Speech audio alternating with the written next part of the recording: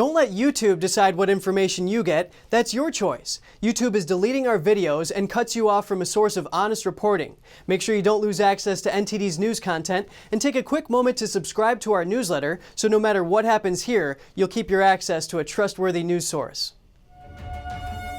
A scientist from the University of Tennessee faces charges for hiding research work in China while receiving U.S. government grants for his work in Tennessee. The case was brought to court on Monday, and he's the first to be put on trial among many researchers arrested over similar accusations. An Ming Hu is a former assistant professor at University of Tennessee. He is facing felony charges including wire fraud and making false statements related to his work in China. The case stems from Hu's dual professorship with UT and the Beijing University of Technology in China. The prosecutor alleges that he hid his China collaborations from the U.S. government while receiving grants from NASA for his research at UT. Hu was born in China and is a naturalized citizen of Canada. He is the first professor at an American university to be criminally charged as a result of a 2011 law that keeps federal agencies from unwittingly funding the CCP's ambitions in scientific research. Hu denies the charges. The U.S. Senate passed a $250 billion bill on Tuesday trying to boost competition with China in technology research. It also puts more restrictions on recipients of U.S. government research funds from accepting money from governments like China or Russia. Parents are petitioning to replace a Virginia school board for focusing heavily on race-based theories. They're now taking the James Madison approach, proposing a Bill of Rights. NTD's Miguel Moreno has that story. Tuesday's public school board meeting in Loudoun County wasn't short of speakers. LCPS needs much less activism and a lot more factivism. And the county school's focus on equity and race-heavy theories drew a lot of criticism from parents and teachers. Students, you are on the front lines of these indoctrination camps. Challenge the staff when you're presented with a ludicrous statement, and do not allow anybody to tell you that you cannot accomplish anything because of your skin color or to hate yourself because of your skin color. Speakers even proposed a Bill of Rights, part of which would require schools to make their teaching material public online. In an emailed statement, LCPS told us they're not teaching their students critical race theory. Ian Pryor has kids in LCPS and is leading a campaign to recall several board members. What we've always said is that their entire way of teaching, their entire way of training teachers is through this lens of critical race theory, which of course is going to drip into the classroom with how teachers teach our children. For expressing his religious convictions. LCPS teacher Monica Gill has said that she and her colleagues had to watch this video upon starting their equity training. A team of black runners loses a race to a white man described as privileged and wealthy.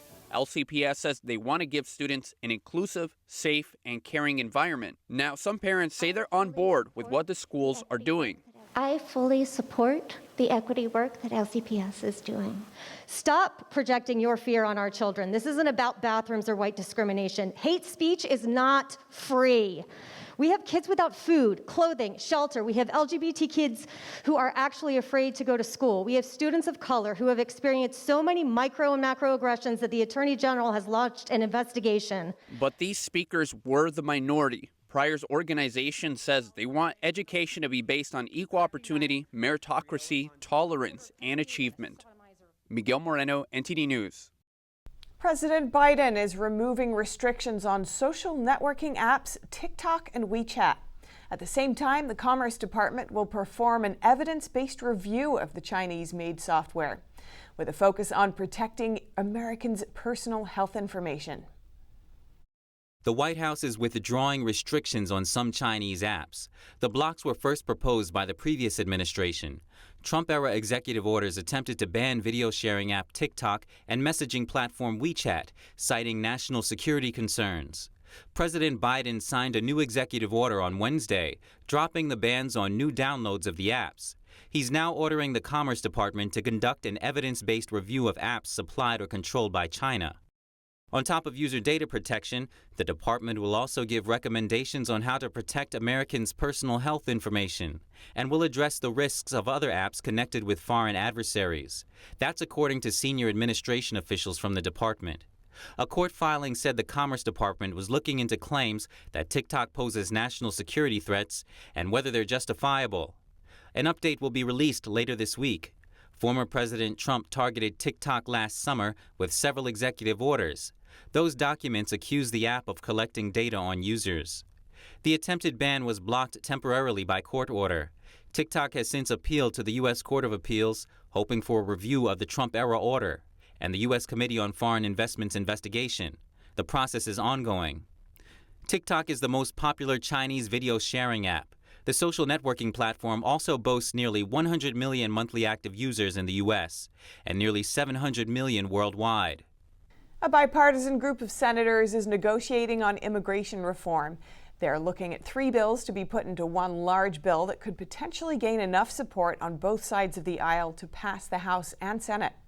This comes as the Department of Homeland Security just announced they reunited 7 children with their families over the past month. But the report also shows a couple of thousand children do not have confirmed records of reunification. NTD's Melina Weisskopf has more on that. The administration's new task force identified nearly 4,000 children who were separated from their families since 2017, as former President Trump was implementing a new zero-tolerance policy to deter migrants from illegally entering the U.S. About half of those 4,000 children were already reunited under past court orders. Since the Biden administration launched the new task force, 7 families have been reunited. But there are 2,127 children who do not have a confirmed record of reunification, according to the DHS's latest report. But the administration didn't offer any more details about why there are no records for these thousands of children awaiting reunification. And policy on immigration reform is still a huge topic of discussion here on Capitol Hill. Today, a group of bipartisan senators was set to meet to continue their negotiation talks on immigration reform. This bipartisan group is looking at 3 bills. They want to push these all into one bill that can gain enough Republican support to actually pass in the Senate. So in an evenly divided Senate, these negotiation talks are key in order to get some form of immigration reform bill onto Biden's desk. The bipartisan group is led by Democrat Senator Dick Durbin. The first 2 bills they're looking at aim to grant citizenship to Dreamers and migrant farm workers. These 2 bills already passed the House, but need to be negotiated for them to win some Republican votes in the Senate. The third bill they're looking at was introduced by Democrat Senator Kyrsten Sinema and Republican Senator John Cornyn. Their proposal aims to deal with the surge at the border right now by creating more processing centers at the southern border.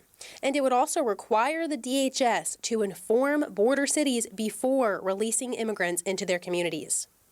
This bipartisan group will need to continue negotiation talks to find common ground between Republicans and Democrats to see how they can come together to quell the chaos at the border and possibly change U.S. immigration laws. Melina Weisskopf, NTD News. You may remember the Virginia teacher who was put on leave after saying he would not refer to students by their preferred pronouns because it goes against his religion. Well, he sued the school board, and today a judge ruled in his favor. Here are the details.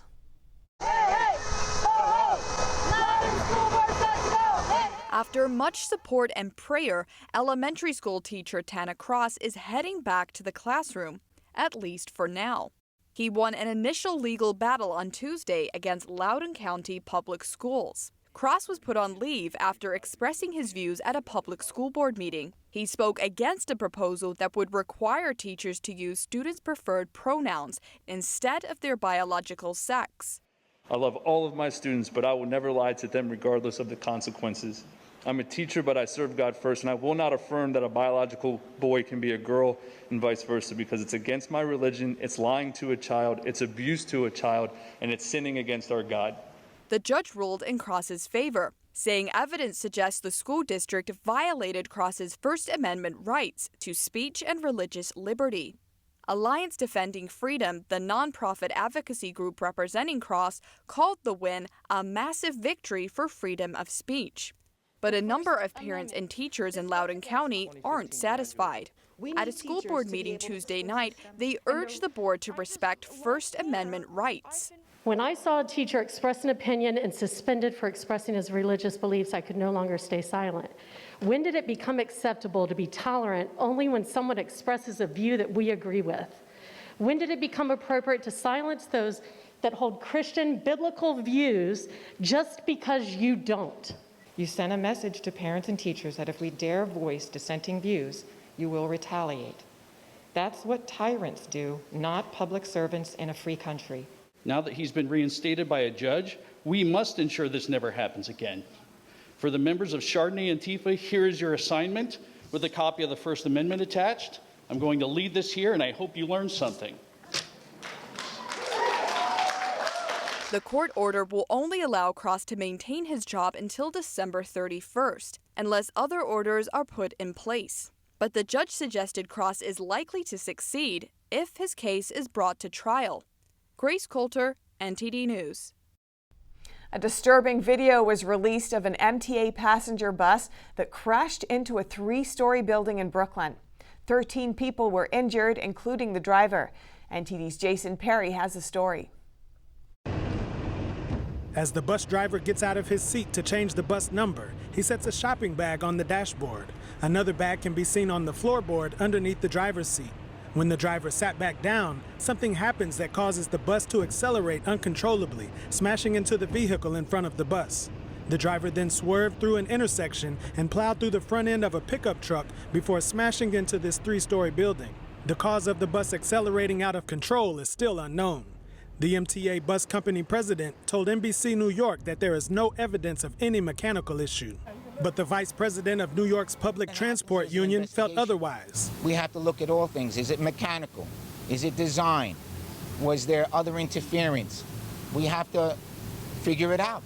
We're talking about a veteran who's driven hundreds of thousands of miles without incident. What happened here? Due to structural damage, the city's Department of Buildings rendered the entire building unsafe to occupy, and residents of the building were ordered to vacate. But the bus will stay in place until the building crews can repair and stabilize the building. We're upset that the video was leaked by the Transit Authority because people then jumped to conclusions, and that's just not fair. He isn't happy that the MTA released the video during an open investigation. But he said the main part in the video to look for is when the driver sat down. That's the part that's going to be under investigation. Jason Perry, NTD News, New York. Another Texas city is banning abortion. Leveland in northern Texas is the latest city to declare itself a sanctuary for the unborn. All 4 city council members voted in favor of the ban. Their ordinance bans procuring or performing any kind of abortions at any stage of pregnancy in the small city. It is also illegal for anyone to knowingly aid or abet an abortion. A council member says they have done something that has been long overdue. Leveland has a population of a little over 10,000. The nearby city Lubbock also approved similar measures in early May. Planned Parenthood sued Lubbock over it, but a U.S. District Court judge dismissed it, saying Planned Parenthood lacks jurisdiction.